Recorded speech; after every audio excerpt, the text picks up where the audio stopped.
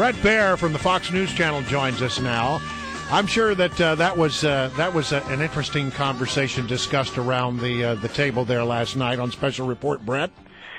Yeah, I mean, that was an interesting statement. I was off yesterday, but I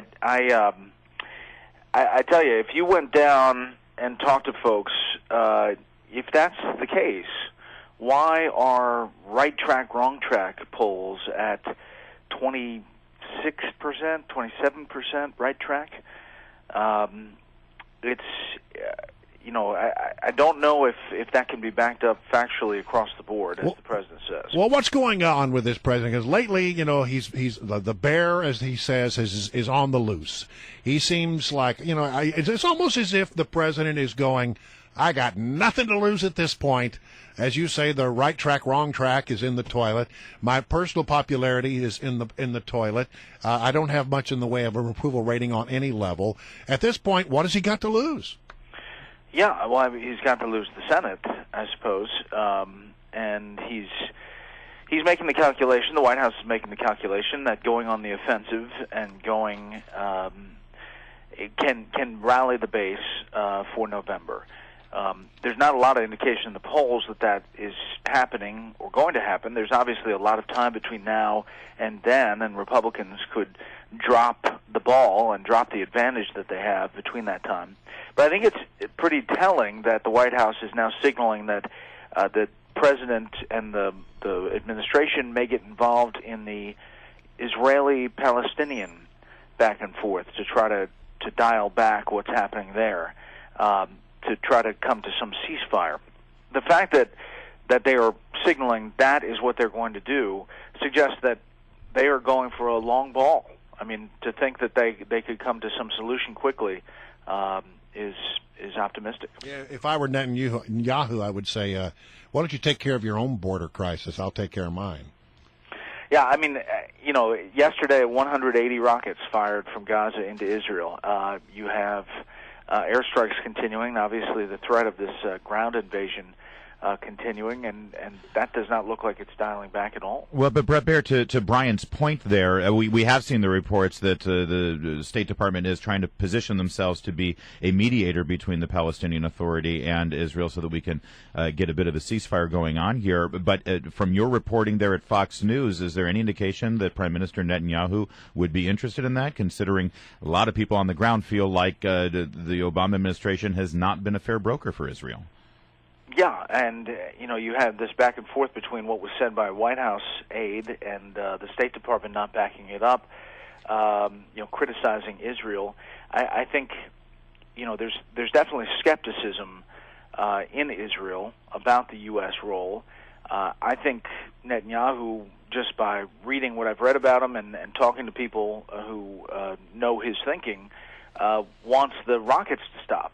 Yeah, and that's the primary goal. Yeah, and that makes sense as a leader of a nation that is getting pummeled by rockets from across the border. Bret, let's talk about the border situation down south. It was an amazing stare down there between Governor Rick Perry of Texas and the president, and this whole idea of whether they would meet and how they would meet. What do you think of the way that politically evolved? Well, I think it evolved to the benefit of Rick Perry. I think he's in the process of a rehabilitation that may lead to a presidential run in 2016. Whether he can fully do that, I don't know, but he has definitely, forced his way back into the conversation, and he's talking about leadership, and he's talking about, action, and I think that the administration critics are hungry for that out of the president. I think that the president was kind of walking through a number of minefields as he gave his speech on Wednesday night from Dallas, and there's a sense on the left, I think, that they want this as a humanitarian refugee crisis for the president to step up and say we will absorb these kids and take care of them, and obviously there's a sense from independents and on the conservative side that there needs to be a change in this law and they need to be sent back. And the border needs to be enforced. I mean, I think the one thing that the polls are showing now is that this crisis with these unaccompanied children coming across the border really gives sheds a new light on whether, in fact, that border is secure, as the president has been suggesting. Right, exactly. Now, this case is a little different in that it's not really about a secure border because by law, those Border Patrol agents couldn't turn them away. Yeah, even if they're walking through the front gate rather than, you know. Yeah. So these kids are turning themselves into Border Patrol. I mean, they could have all the security in the world, and they have a busload of kids from Guatemala, and they say, we turn ourselves into you. Yeah. And they can't turn them away.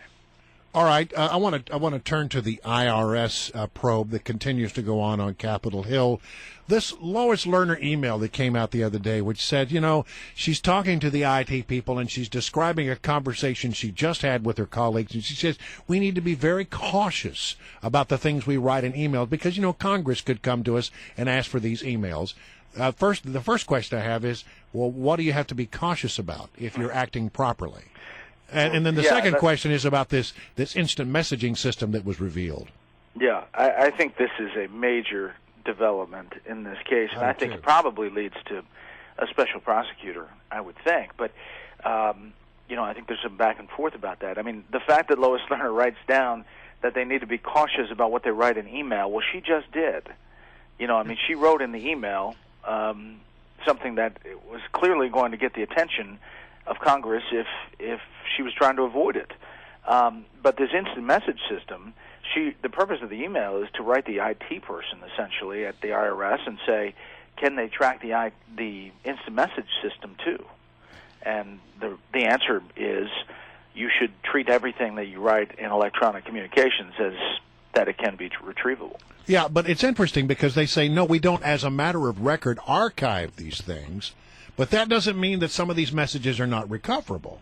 Well, that's right. And remember, the context of this is just days after the Inspector General has announced that he has this full-scale investigation. Yeah. It is days after she has planted this question in a get-together in which it all comes out.